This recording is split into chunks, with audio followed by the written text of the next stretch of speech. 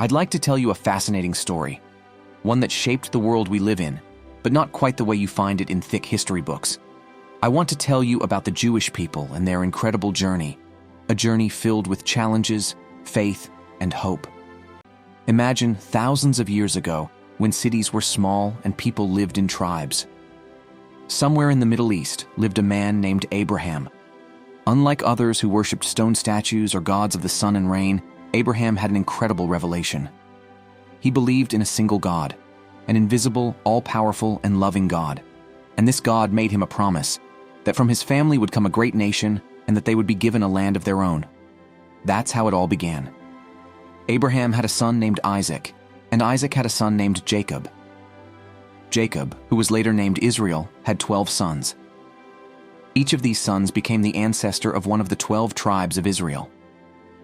These people moved to Egypt, where they prospered and multiplied. But over time, the Egyptians grew afraid of their growing numbers and enslaved them. 400 years of suffering passed. Then came Moses. Imagine a baby found in a basket on the river, saved by Pharaoh's daughter and raised in the palace. Moses grew up, but never forgot his roots. He too had a revelation. God spoke to him from a burning bush and commanded him to lead his people out of slavery. It wasn't easy. Moses went to Pharaoh and asked him to free the Jews, but Pharaoh refused. Then God sent 10 plagues upon Egypt, each more terrible than the last. First, the water turned to blood. Then came frogs, gnats, flies, disease among animals, boils, hail, locusts, and darkness. The final plague was the most dreadful: the death of all Egyptian firstborns. Terrified, Pharaoh finally let the Jews go. This miraculous liberation is still celebrated today by the Jewish people during Passover, Pesach. But the journey didn't end there. The Jews set out on a long journey through the desert. It lasted 40 years and was filled with trials.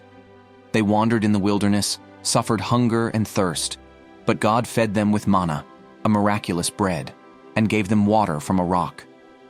During this journey, they reached Mount Sinai, where something extraordinary happened.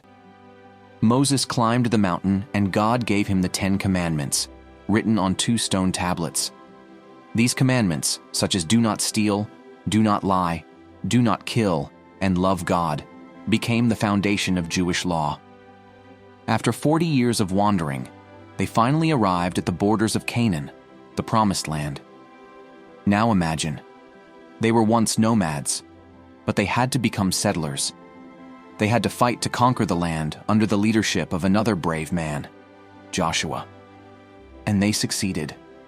They divided the land among the 12 tribes and began a new life.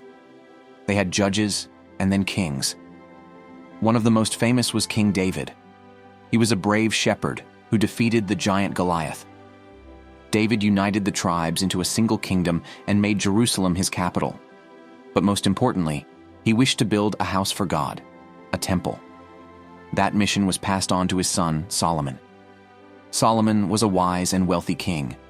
He built a magnificent temple in Jerusalem, an impressive building, plated with gold and adorned with precious stones. The temple became the center of Jewish religious life. People came there to pray, offer sacrifices, and feel close to God. Unfortunately, after Solomon's death, the kingdom split in 2, Israel and Judah. Each had its own kings and its own problems. They forgot God's commandments and began to worship idols. To warn them, God sent prophets, brave people who told them what they needed to change. But they didn't listen. As a result, a tragic event took place: the Babylonian exile. In 586 BCE, the Babylonian army, led by King Nebuchadnezzar, conquered Jerusalem, destroyed the temple, and took the Jews into captivity in Babylon. It was a time of great sorrow. They lost their home, their land, and the symbol of their faith. But even in slavery, they remained united and kept their faith. After 70 years, the Persians conquered Babylon, and their king Cyrus allowed the Jews to return home. They came back to Jerusalem and rebuilt the temple, though much simpler than the original. They tried to rebuild their lives and revive their traditions. Over the centuries, they were ruled by many empires, from the Greeks to the Romans. In 70 CE, another tragic event occurred. The Romans, led by Emperor Titus, besieged Jerusalem and destroyed it completely. The temple was burned again, and the Jews were scattered across the world. Thus began a long period of diaspora, or exile. For nearly 2,000 years, Jews lived in various countries, but had no homeland of their own. They were often persecuted, falsely accused, and suffered greatly.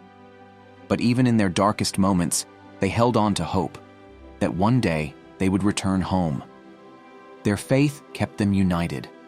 They gathered in synagogues, places of prayer, studied the Torah, the 5 books of Moses, and honored their traditions. After World War II, when the Jewish people suffered the terrible tragedy of the Holocaust, a historic decision was made.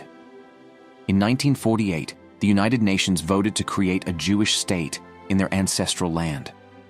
This is how the State of Israel was born. It was a miracle.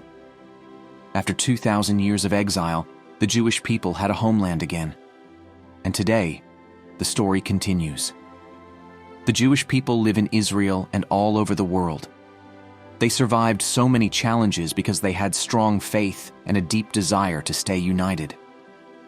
Their history is a story of hope, perseverance, and the power of belief. It shows us that no matter how difficult the trials, we should never give up on our dreams.